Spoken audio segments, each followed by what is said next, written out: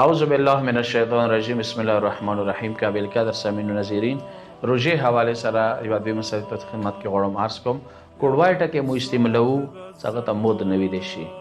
دو چې ده څو ضوابط یا اصول شرایط فقهي بنیاد باندې ته چې دی باندې غواړم څه خبر تاسو ته وکم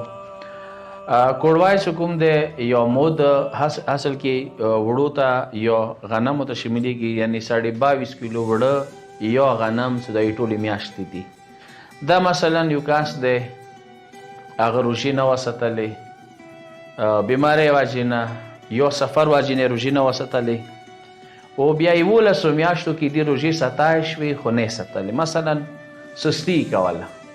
نن ساتم سبا ساتم وخت او سره و د 11 مهینو کې دې ستای شوې خو نه وساتلی بله روژه پر راغله اوس بله روژه پر راغله نو هغه روژې چې کومې پاتې شولې که ټولې میاشتې روژې وي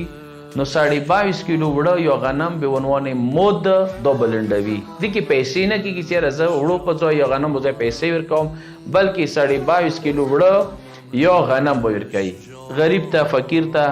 چې هغه یې کول خرچه نه لري دا به هغه ته ورکوي دا روژې بیا بعد والا رمضان کې به ساتي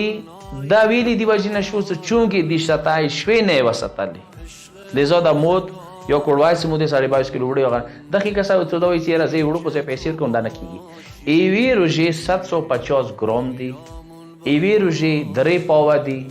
او ټوټل روژې چې حساب کې کیلو حساب سره 22.5 کیلو وړه یا غنم دین علاوه ځنه دسې ځای نشته چې هم به روژه ساتي هم به کوډوای ورکوي روژه یا واجب ده کوډوای واجب دو هغه ښځه ده چې حامله ده بچی شکم باندې ده کچيري روژه ساتي بچی د پاره هغه روژه مضره ده دی هغه کمزوري باعث جوړیږي ډاکټرانو بکول یدي تخپل پاته ده دا ښځه هغه بچی د پاره روژه خوري ته دا هغه کمزورتیا ده یا دی حمل واجنه مشکلات جوړیږي بچی د پاره لذا دا ښځه به رمضان بعد کومې روژې څخه خورلې هغه باسي او ټوله میاشت کې روژه خورلې وي 22.5 کیلو وړه غنم به هم ورکړي دین علیه وی وحزه ده بچی ته شودی ورکوي که غوړي ته روژه وساتي شودو کې کمای رسي و هغه شودی مثلا اول خدا په کور دی چې ته نورې ښځې سره مدد وکړي هیلپ سره وکړي چې هغه شودی ورکړي بچی ته یو که چیرې مثلا نورې داسې شودې دي فیډر ذرې سره وي چې هغه امکان لري په کور دی چې روژه نه وخوري مغه ذرې سره هغه شودې بچی ته ورکړي کشیری یو خځو کې د هیلپرز مددګار یو سره نشته چې هغه شودو ورکولي کې مدد سره وکړي یو مثلا هغه څه د فیډر وغیره زری سره څه امکان نشته د دو کوای شي چې روژه وخوري دغه ایواز کې دو شی وکړي هم کوډوای ورکړي 22 کیلو وړو یا غنم هم